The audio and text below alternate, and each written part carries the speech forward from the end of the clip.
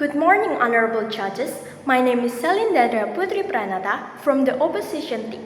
Today, we stand strongly against the motion this House would give social service and skill training for gambling offenders rather than imprisonment. Before I start my argument, I would like to define the keywords of the motion. I will start by explaining the definition of gambling.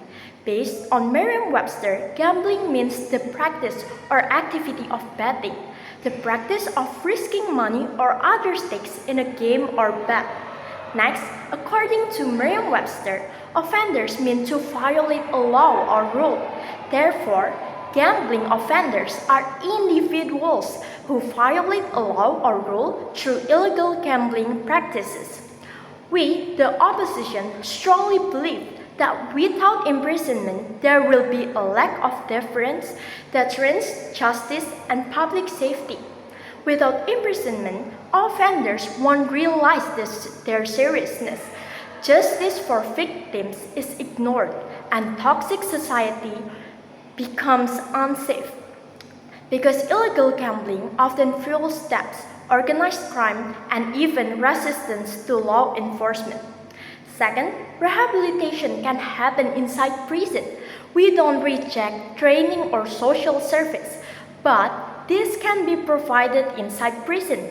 That way, offenders get both accountability and rehabilitation. So, in my opinion, prison is still needed because social service only is insufficient. Without imprisonment, there will be no strong deterrence, no justice for victims, and no guarantee for public safety. People may see gambling as a light crime, but in reality, it creates serious impact and consequences.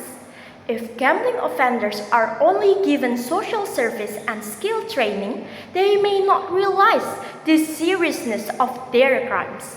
For example, the case of a 43-year-old man from Cimahi, Bandung shows how dangerous online gambling can be, starting with a small bet until he lost more than 70 million rupiah.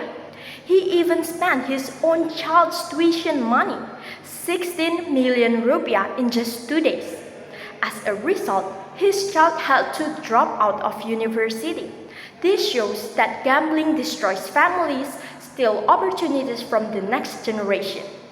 This shows if the law only responds with light punishments like social service, then justice for victims like this family is ignored. It feels unfair and does not respect the struggles of the victims. Gambling also threatens the public safety and trust in the law. In Yogyakarta, police arrested a group of people who created a lot of fake accounts to exploit bonuses from online gambling sites. However, while the small players were punished, the real masterminds behind the gambling network were not processed. This made the law look unfair, and the public started to doubt whether the law enforcement is really protecting them. If society sees that only minor offenders are caught while the bigger criminals remain free, trust in the justice system will collapse. The second argument is about rehabilitation. We do not reject the idea of giving offenders training, counseling, or social service, but these programs do not have to replace imprisonment because it is included in the prison system, such as cooking, sewing, cleaning public safe facilities, gardening, or helping in community projects.